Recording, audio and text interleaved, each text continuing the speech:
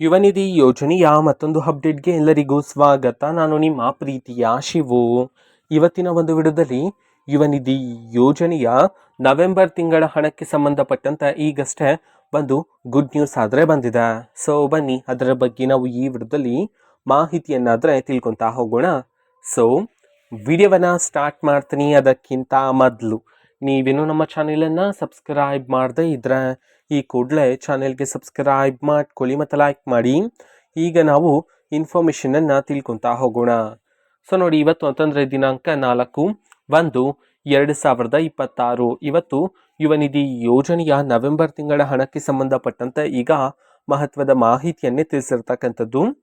So ಅದು ಏನಂತಂದರೆ, ಈಗಷ್ಟೇ ಯುವ ನಿಧಿ ಯೋಜನೆಯ ನವೆಂಬರ್ ತಿಂಗಳ ಹಣವನ್ನು ಬಿಡುಗಡೆ ಮಾಡ್ತಕ್ಕಂಥ ಪ್ರೊಸೆಸನ್ನು ಸ್ಟಾರ್ಟ್ ಮಾಡಲಾಗಿದೆ.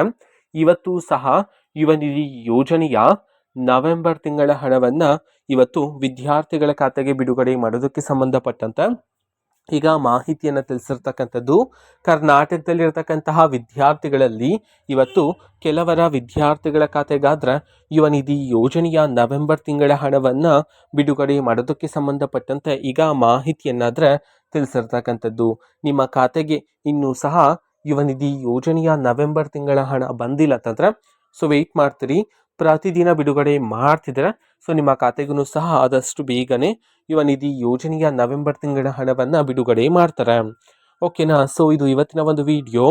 ಸೊ ಇದೇ ರೀತಿ ಗೃಹಲಕ್ಷ್ಮಿ, ಅನ್ನಭಾಗ್ಯ, ಶಕ್ತಿ ಯೋಜನೆ, ಯುವ ನಿಧಿ, ಗೃಹ ಜ್ಯೋತಿ, ಕಾಂಗ್ರೆಸ್ನ ಎಲ್ಲ ಯೋಜನೆಗಳಿಗೆ ಸಂಬಂಧಪಟ್ಟಂತ ಇಂಪಾರ್ಟೆಂಟ್ ಅಪ್ಡೇಟ್ಗಳು ನಿಮಗೆ ಈ ಒಂದು ಚಾನೆಲಲ್ಲಿ ಇಮಿಡಿಯೇಟ್ಲಿ ಸಿಗ್ತಿರುತ್ತೆ. ಅದಕ್ಕೋಸ್ಕರ ನೀವಿನ್ನೂ ನಮ್ಮ ಚಾನೆಲನ್ನು ಸಬ್ಸ್ಕ್ರೈಬ್ ಮಾಡದೇ ಇದ್ರೆ ಈ ಕೂಡಲೇ ಚಾನೆಲ್ಗೆ ಸಬ್ಸ್ಕ್ರೈಬ್ ಮಾಡ್ಕೊಳ್ಳಿ.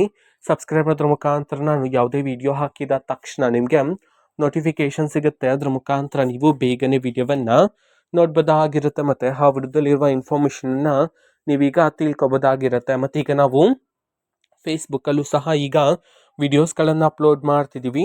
ಫೇಸ್ಬುಕ್ ಚಾನೆಲ್ ಲಿಂಕನ್ನು ಡಿಸ್ಕ್ರಿಪ್ಷನ್ ಬಾಕ್ಸಲ್ಲಿ ಕೊಟ್ಟಿರ್ತೀನಿ, ಕ್ಲಿಕ್ ಮಾಡಿಬಿಟ್ಟು ಫಾಲೋ ಮಾಡಿ. ಓಕೆನಾ? So thank you, bye.